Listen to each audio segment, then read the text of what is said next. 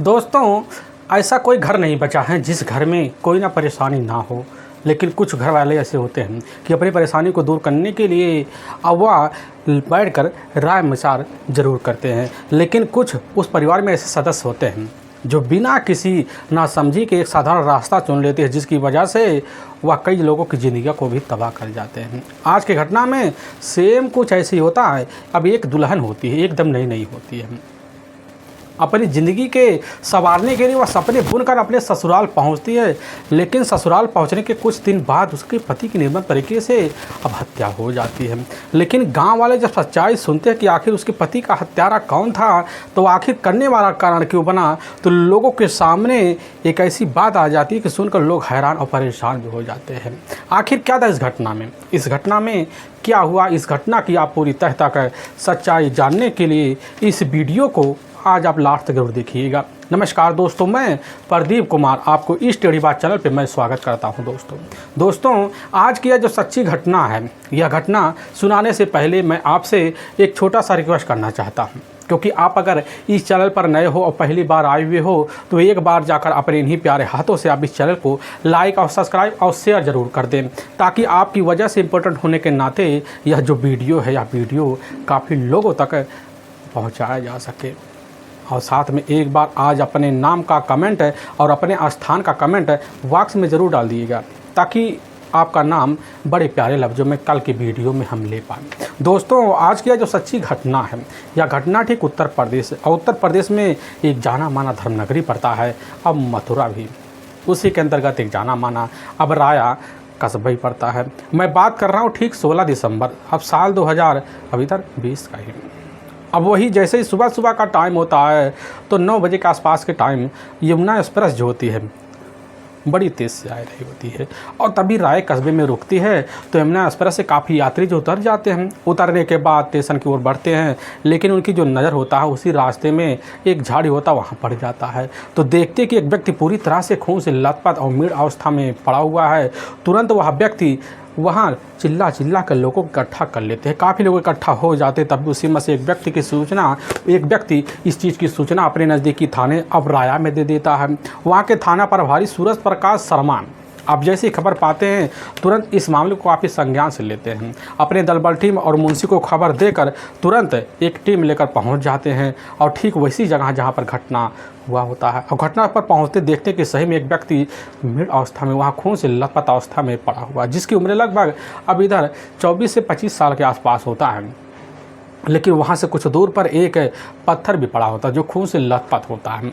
लेकिन पत्थर से देखकर यही अंदाज़ा लग जाता है कि बस करो इस व्यक्ति की हत्या जो होता है इसी पत्थर से कूच कर की गई, क्योंकि पत्थर पूरी तरह से ब्लड से लगे हुए अवस्था की गवाही दे रही होती है। पुलिस की जो टीम होती है अब वह उस व्यक्ति की शिनाख्त करने के लिए होड़ मचाना शुरू कर दे, लेकिन कोई भी व्यक्ति जो होता है उस व्यक्ति का शिनाख्त नहीं कर पाता है। पुलिस की टीम भी नहीं समझ पाती है, लेकिन पुलिस की टीम यही समझ जाती है कि बस करो यह जो व्यक्ति होगा कोई यात्री होगा, आ जा रहा होगा, क्योंकि पहनावे के हिसाब से वह जो व्यक्ति होता है एक रईस घराने के दिख रहा होता है। ऐसा लगता है कि वह कहीं तौर तरीके से रिश्तेदारी से या कहीं बड़ी दूर दराज से लौट रहा है, क्योंकि पैंट होता है, एक बढ़िया सा शर्ट होता है, जैकेट होता है। तौर तरीके से उस व्यवहार को देखकर थाना प्रभारी सूरज प्रकाश शर्मा भी समझ जाते हैं। लेकिन पुलिस की टीम यह जानना चाहती थी कि आखिर यह व्यक्ति है कौन, क्योंकि जब तक इस व्यक्ति का शिनाख्त नहीं हो पाएगा तब तक हम तो हत्यारे तक पहुंच ही नहीं पाएंगे, क्योंकि घटनास्थल चीख की यही गवाही दे रही होती कि आखिर यह दुर्घटना नहीं है बल्कि बेरहम तरीके से हत्या की गई है। पुलिस की जो टीम होती है उसी वक्त फ़ोटो शूट करवाती है और करवाने के बाद अपने जितने भी नज़दीकी पुलिस थाने होते हैं उसमें फ़ोटो को सर्कुलेट करवा देती है, कहीं कोई व्यक्ति किसी थाने में मुकदमा दर्ज वाला गुमशुदा तो नहीं है। पुलिस की जो टीम अपने हिसाब से लग पड़ जाती है, लेकिन वहाँ कुछ सिपाही होते हैं जो घटना का निरीक्षण किए जा रहे होते हैं। लेकिन वहाँ से कुछ दूर पर अब एक कैरी बैग पड़ा होता है। पुलिस की जो टीम होती है कैरी बैग को अपने कब्जे में लेते हैं, लेकिन जब उसमें अब तलाशी किया जाता है तो उसमें एक फ़ोटो निकलता है और उस फोटो में वह व्यक्ति होता है जिस व्यक्ति को देखा गया था घटनास्थल पर मृत अवस्था में। वह व्यक्ति उस फोटो में था और वही सेम कपड़े पहने हुए था और उसके पीछे ठीक ताजमहल का फोटो था। बगल में कोई नई नवेली दुल्हन खड़ी होती है। थाना प्रभारी सूरज प्रकाश शर्मा समझ जाते कि बस करो यह व्यक्ति कल या आज सुबह ताजमहल अपनी पत्नी के साथ देखने गया हुआ तो घूमा होगा और शाम के लौटते वक्त या तो भाई उसकी नई नवेली दुल्हन ने उसकी हत्या कर दी होगी या कोई उसकी अपनी हितकारी ने उसकी हत्या कर दी होगी, लेकिन यह तो अपने ही हितकारी होगा। पुलिस की टीम यह समझना चाहती थी कि आखिर यह व्यक्ति इस इलाके का तो है, लेकिन रहने वाला कहाँ का है, क्योंकि यहीं उतरा होगा ताजमहल देख दाख के। पुलिस की जो टीम होती है उस एरिया में जितने भी दुकानदार होते हैं, पुलिस की टीम वहाँ पहुँचती है, उस फोटो को दिखाती, लेकिन कोई व्यक्ति शिनाख्त नहीं कर पाता है। पुलिस की टीम वहाँ उस डेड बॉडी का पोस्टमार्टम भर्ती उठाकर अपने नज़दीकी जो सरकारी अस्पताल होता है मोर्चरी रखवा देती है। और इस केस को सुलझाने के लिए थाना प्रभारी अज्ञात हत्यारे के विरुद्ध धारा 302 और 201 के तहत हत्या का मुकदमा दर्ज कर लेती है। और इस केस को सुलझाने के लिए थाना प्रभारी इधर सूरज प्रकाश शर्मा भी लग पड़ जाते हैं। कैसे न तैसे कर अज्ञात व्यक्ति की डेड बॉडी का शिनाख्त हो और हत्यारे तक हमें जल्द पहुँचा जाए, क्योंकि सबसे बड़ा चैलेंज यही बन जाता है। जब तक शिनाख्त नहीं हो पाएगा तब तक हत्यारा हमारे कब्जे में नहीं आएगा। पुलिस की जो टीम होती है उस वक्त उस इलाके में जितने भी लगे CCTV कैमरे होते हैं वहाँ भी जांच पड़ताल करती है, लेकिन कोई भी पुख्ता सबूत नहीं मिलता। पुलिस की टीम काफ़ी हैरान हो जाती है। थाना प्रभारी SP साहब जो होते हैं बैठकर वहाँ तौर तरीके से राय मशवरा करते हैं। उनके मन में एक ही विचार आता है, हमारे पास बस एक ही सूत्र बच रहा है जांच पड़ताल करने का। ताजमहल चला जाए और वहाँ जो होता है कार्यकाल पे लगे हुए अधिकारी से पूछताछ किया जाए कि आखिर इस व्यक्ति को देखा गया है तो यह व्यक्ति होगा कहाँ का, वहाँ कुछ मिल सकता है। इसीलिए पुलिस की टीम सीधा ताजमहल पहुँच जाती है। अब ताजमहल जब पहुँचने के बाद फ़ोटो को दिखाया जाता है तो वहाँ के जो कुछ कार्यकर्ता होते हैं, फ़ोटो शूटर भी होते हैं, वह देख करके लग जाते हैं कि साहब यह फ़ोटो जो होता है हमारे यहाँ का ही और इसी लोकेशन का खींचा गया है। पुलिस की टीम कहने लग जाती है कि आप इनको जानते हैं, लेकिन वह फ़ोटो शूट करने लग जाते हैं कि साहब हमारे पास तो हज़ारों लोग फ़ोटो शूट करवाने के लिए आते हैं, हम किसको किसको पहचानेंगे। अभी आप बात थाना प्रभारी सूरज प्रकाश शर्मा भी समझ जाते हैं, आखिर वह करे तो करे क्या। तभी पुलिस के सामने एक ही छोटी सी सुई उबलती हुई दिखाई देती है कि सबसे पहले काउंटर पे चला जाए।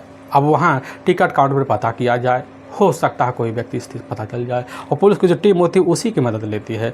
तो उसी में एक फ़ोटो लगा होता है, उसी फ़ोटो के तहत पता चलता है कि आखिर यह जो फ़ोटो पे लगा हुआ व्यक्ति और उस कागज़ पे लगा हुआ व्यक्ति की जो पहचान है, मौके पर हरियाणा के ही जाना माना पलवल पड़ता है, उसी का एक होड़ क्षेत्र पड़ता है, उसी से सटा हुआ एक सेवली पड़ता है, वहीं का रहने वाला राकेश होता है, उसी के नाम से वह फ़ोटो सहित जो होता है नाम दर्ज होता है। बगल में उसकी अपनी पत्नी संगीता का भी नाम लिखा होता है। पुलिस के सामने अब जो चैलेंज होता है एक सबसे बड़ा उगता हुआ सूरज दिखाई देता है। इसलिए पुलिस की टीम बिना देरी के एक टीम लेती पहुंच जाती सीधा का सीधा अब पलवल के ही सेवली गांव। वहां जब पहुंचती पुलिस की टीम तो पलवल में उसका अपना भाई होता है लक्ष्मण।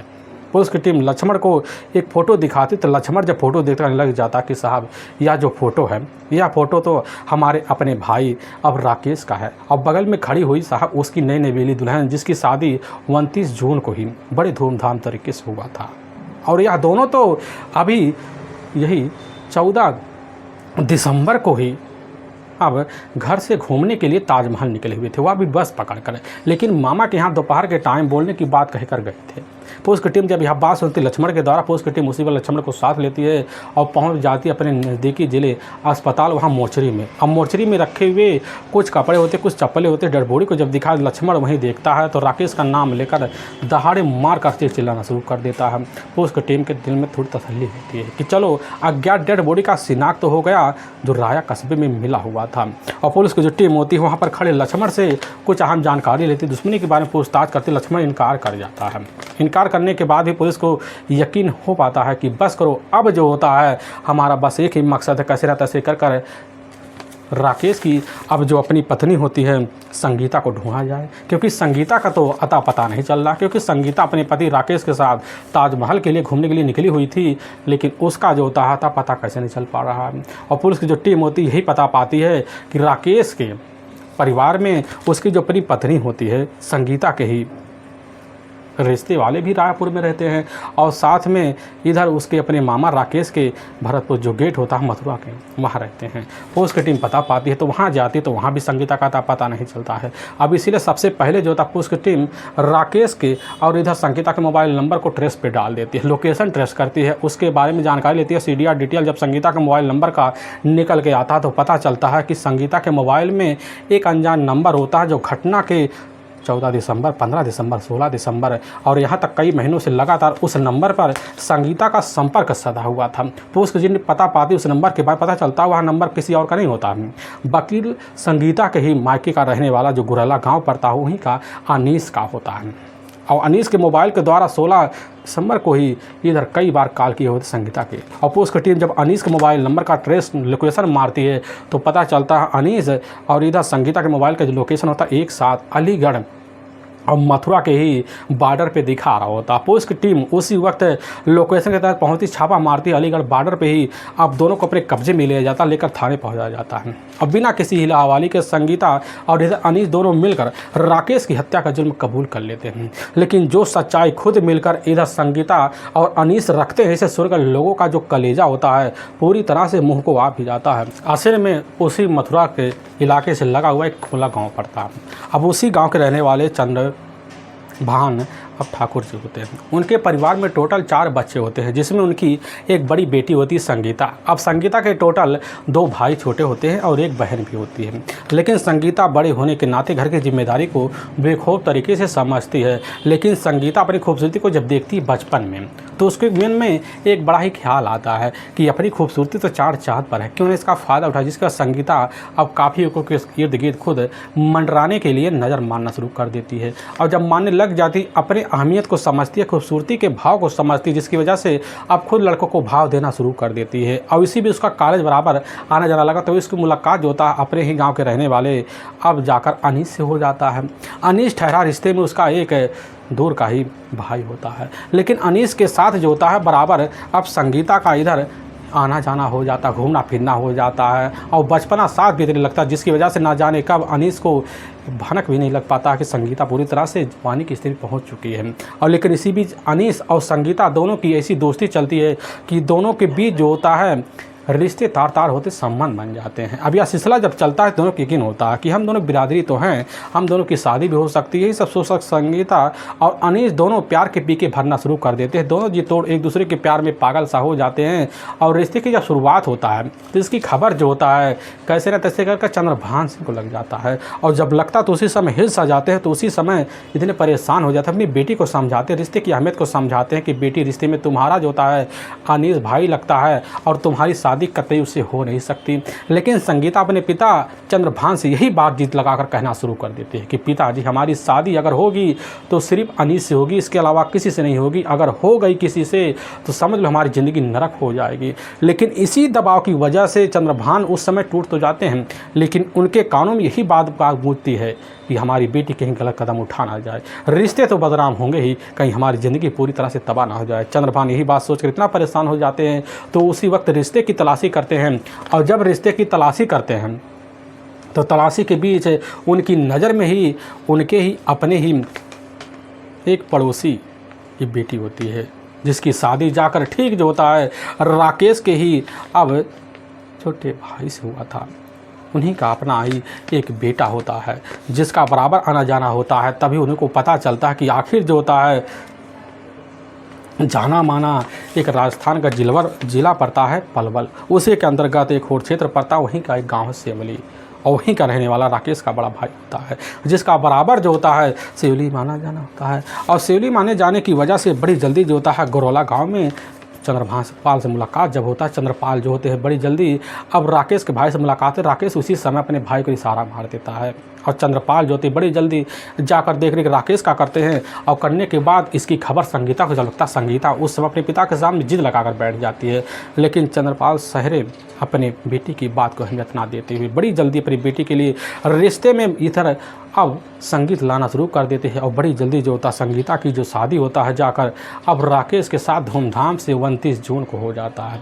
लॉकडाउन होने के बावजूद भी एक सन्नाटे में होता है, कैसे न तैसे होता तो है शादी। अब संगीता अपने ससुराल तो आती लेकिन कुछ दिन रहती, लेकिन अपने मन से अनीस को कभी जुदा नहीं कर पाती है। जब भी मौका मिलता अनीस से मुलाकात करने में और इधर फ़ोन पे लगे पड़े व्हाट्सएप पे चैटिंग करने में कोई कसर भी नहीं छोड़ती है। लेकिन इधर जो होता कैसे न तैसे वक्त तो बीतता है, लेकिन जब वक्त बीतता है तो दोनों जो होता मुलाकात करने के लिए अब बाहर का रास्ता खोजना शुरू कर देते हैं। लेकिन इसी बीच अब जैसे ही 9 दिसंबर का ही वही दिन होता है तो उसी दिन जो होता है पता चलता है कि इधर खुद संगीता के भाई की शादी होती है। अब संगीता अपने भाई की शादी में शामिल होने के लिए अपने पति राकेश को भी लेती है और पहुंच जाती है। लेकिन जब तक वहां रहती संगीता 3 से 4 दिन, तब तक अनीस से मुलाकात करने में कोई कसर भी नहीं छोड़ती है। व्हाट्सएप पे इस तरह लग पड़ जाती है, दोनों मिलकर जो होता सोचते हैं कि अपनी ज़िंदगी अब एक साथ बीतने वाली है और इसके लिए हमें कोई ना कोई प्लान तो करना पड़ेगा। और संगीता और अनीस दोनों मिलकर जो होता है वहाँ बड़ा ही खतरनाक फैसला ले लेते हैं। दोनों एक साथ जीवन बिताने के लिए हमेशा अपने रास्ते में बढ़ रहे अड़ंगा राकेश को ठिकाने लगाने का खतरनाक प्लान बना लेते हैं। उसी प्लान के तहत जो होता संगीता अपने पति के साथ तो अपने ही अब ससुराल पलवल की ओर बढ़ जाती है। लेकिन जब तक वहाँ रहती है तब तक उसका जो मन होता है बिना अनीस के नहीं लगता है, लेकिन अपने पति के साथ उसका जो रवैया होता है बड़ा सरल हो जाता है। राकेश भी समझ जाता है कि हमारी ज़िंदगी में ऐसी पत्नी मिलना स्वाभाविक ना था। अपनी ज़िंदगी को संवारता है, सपने बजोता है, लेकिन संगीता के मन में ऐसे बुरे बुरे ख्याल आ रहे थे राकेश को राशि ठिकाने लगाने के, जिसकी कल्पना कभी राकेश नहीं कर पाता है। लेकिन इसी बीच जो होता है अब सेवली में रहती संगीता प्लान बना जाती है। उसी प्लान के तहत ठीक जो होता घटना से अब एक दिन पहले करने लग जाती है कि इतने दिन हो गए, आज तक तुमने हमें कभी ताजमहल नहीं घुमाया, हमारा मन कर रहा है। अब इतना सरल रास्ता देख कर राकेश उसी समय मुस्कुरा देता, कहने लग जाता कि बस इतनी सी बात है, तुमसे पहले बताते आज तक हम तुम्हें 4 से 5 बार जरूर ले गए होते। संगीता यह बात सुनते उसके मन में हलचल चल जाता है कि बस करो, प्लान हमारा सही दिशा में जा रहा है। यह बात राकेश उसी समय प्लान के तहत मान लेता है। और जैसे ही 14 दिसंबर साल 2020 का वक्त होता है, बड़े ही थोड़ी बहुत कोरोना का टाइम चल रहा होता है, लेकिन उस वक्त राकेश कैसे न तैसे कर व्यवस्था करता है और फिर व्यवस्था के तहत जो होता है बस पकड़ता लेकर सीधा ताजमहल पहुंच जाता है और फिर ताजमहल घूमता है, फिरता है, तौर तरीके से फ़ोटो शूट करवाता है। दोनों भाई रेस्टोरेंट में बैठकर आराम से खाना पीना खाते हैं, मौज मस्ती भी करते हैं, अपनी तौर तरीके से दिनचर्या तो गुजारते हैं।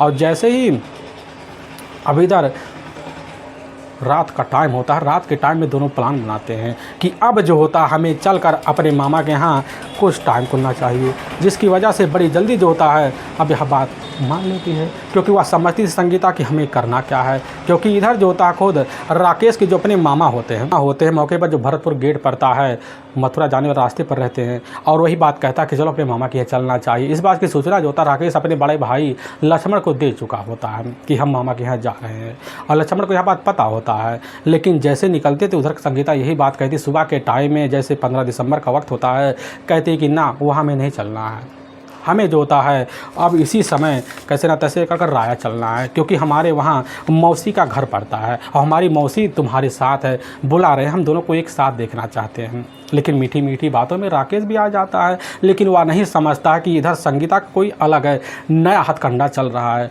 और संगीता जब मौका पाती फ़ोन के द्वारा जानकारी लोकेशन का देती, इधर कैसे ना तैसे कर अनीस जानकारी पाता तुरंत अब राकेश को ठिकाने लगाने के लिए निकल पड़ता है राया की तरफ। और जैसे कुछ वक्त बीतने के बाद शाम का वही टाइम होता है 15 दिसंबर साल 2020 का, दोनों निकलते हैं और राया की तरफ बढ़ पड़ते हैं। जैसे पहुंचते हैं तो एक रेस्टोरेंट वहाँ रुकते हैं, बढ़िया से चाउमीन समोसा आयन वगैरह सब चीज़ नाश्ता पानी करते हैं। फिर वहाँ से निकलते कुछ दूर चलते हैं, तब तक जो होता है अब संगीता यही कहती राकेश कि हमें लग शंका हो रहा है।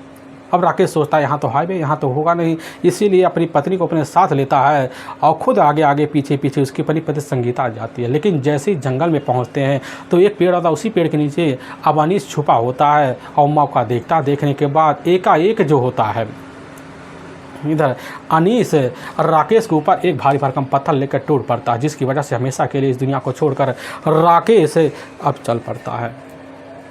अब संगीता समझ जाती कि बस अपनी ज़िंदगी आराम से इधर अनीस के साथ बीतेगा। संगीता सारे सबूत मिटाने के लिए मौके पर राकेश के दोनों हाथ में कैरी बैग देखती है और एक बैग को लेती है, उसमें जितने उसके कपड़े होते हैं कुछ सामान होते हैं, सारे सबूत को अपने बैग में रखती है और लेकर वहाँ से अनीस के साथ निकल पड़ती है मथुरा के लिए टेम्पो पकड़कर। लेकिन वह भूल जाती है दूसरे कैरी बैग में हमारे कुछ फ़ोटो शूट ताजमहल के पड़े हुए, वह पुलिस करने लग जाएंगे तो पुलिस को हमारे तक पहुंचना बड़ा आसान हो जाएगा। वही भूल जो होता संगीता के लिए भारी पड़ जाता है, लेकिन उसकी जो गलती होता है कई लोगों की ज़िंदगी को भी तबाह कर जाता है। वाकई में दोस्तों पुलिस की जो टीम होती है संगीता के मुँह से सच्चाई जब सुनती है, संगीता अनिकेत को निकेत को जेल में ले जाती है और वहाँ एक लंबी सज़ा के तौर पर डाल देती है। दोस्तों, हमें इस घटना का सुनाने का जो उद्देश्य है किसी के दिल को ठेस पहुंचाना नहीं है, बल्कि आपको यह बताना कि आप जहां भी रहें आप सावधान और सतर्क जरूर रहें। दोस्तों, हमारे कुछ ऐसे बीबर हैं जो हमारी वीडियो को लगातार वॉच करते हैं, जिसमें बड़े ही प्यारे बीबर इधर जवाहर बहादुर छत्तीसगढ़ के रहने वाले हैं, आशीराम वर्मा म्यांमार के रहने वाले हैं, जनार्दन पांडे आजमगढ़ के रहने वाले, सुंदर लाल अहिरावर होते हैं, अब मध्य प्रदेश छतरपुर जिले के रहने वाले हैं, साहब सिंह बिजनौर मध्य प्रदेश सलेमपुर गांव के रहने वाले, ओम प्रकाश बालाघाट मध्य प्रदेश के रहने वाले हैं, दिलीप कुमार कानपुर उत्तर प्रदेश के रहने वाले, राम अनुज शर्मा जी उत्तर प्रदेश आजमगढ़ के रहने वाले हैं। इन सभी व्यूअर का हम तहे दिल से शुक्रगुजार रहेंगे और फिर मिलेंगे एक नए वीडियो नई कहानी के साथ। तब तक के लिए जय हिंद और जय भारत।